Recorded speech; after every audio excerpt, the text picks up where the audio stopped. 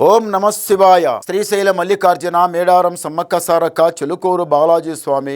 ఓం నమ శివాయ. గోపురం టీవీ చూసే వాళ్ళ ప్రేక్షకులందరికీ నమస్కారం. నా పేరు రామ్ శాస్త్రి. చెలుక జోష్యం అంటండి ఆ కాలంలో ఉంది, ఇప్పుడు గుడుక ఉంది, ఇక ముందు గుడుక నడుస్తుంది. చెలుక జోష్యం అంటే నిజముందండి, నమ్మండి, వినండి. జూలై నెల 20 నుంచి 26 వరకు ఈ నెలల ఈ వారం రోజుల గురుబలం, శనిబలం, మంచి చెడు అనుకున్నది ఎలా జరుగుతుంది, ఈ రాశి మీద గురుబలం ఎంత ఉంది, ఈ రాశి మీద శనిబలం ఎంత ఉంది, మంచి ఎంత చెడు ఎంత చెప్తా వినండి.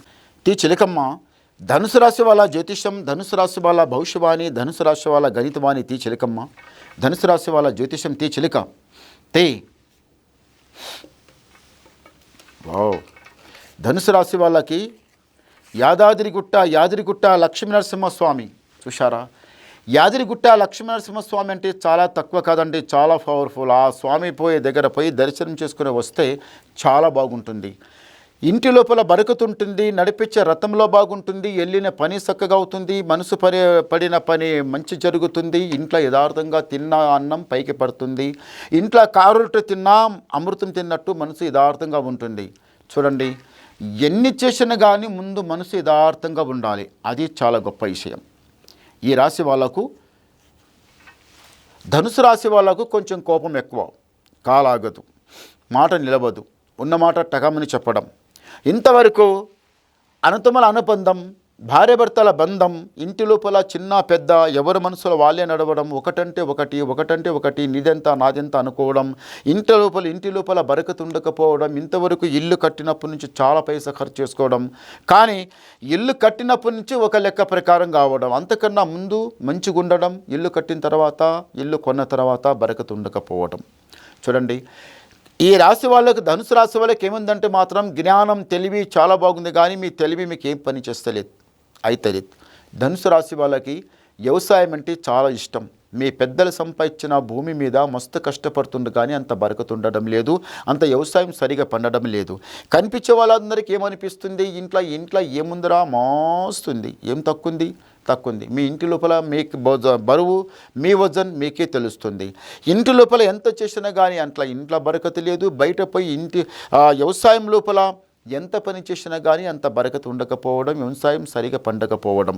అందరిది ఒక్క లెక్క అవుతుంటే మీది ఒక్క లెక్క అవుతుంది. అసలు మనం పైకి వస్తామా, కిందికి పోతామా, అసలు మెట్టు లెక్కమా అనుకుంటున్నారు, కానీ మీ ఇంటి కులదేవునికి మరవవద్దు.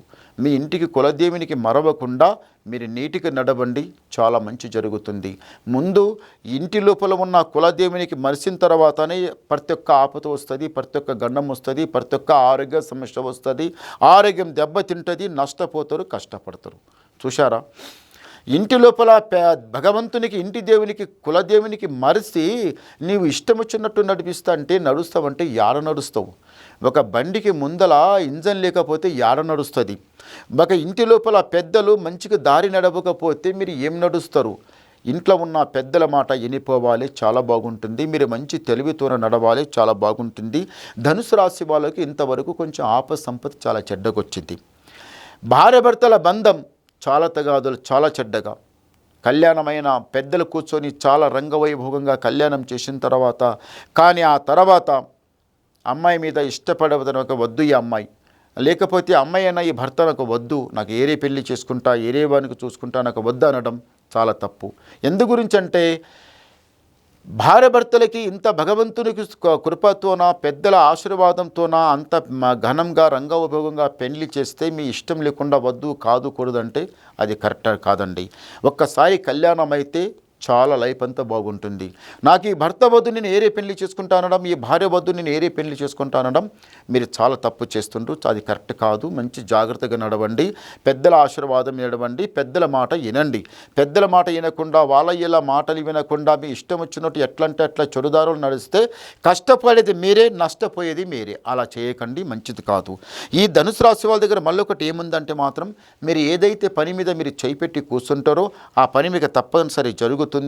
రాజా బతుకుతారు. తొందరపడకండి, నిదానం నడవండి. గవ్వలేస్తాం. ఓం నమ శివాయ. మంచి గవ్వలే పడ్డాయి, 5 గవ్వలు పడ్డాయి. ఈ ధనుసు రాశి వాళ్లకు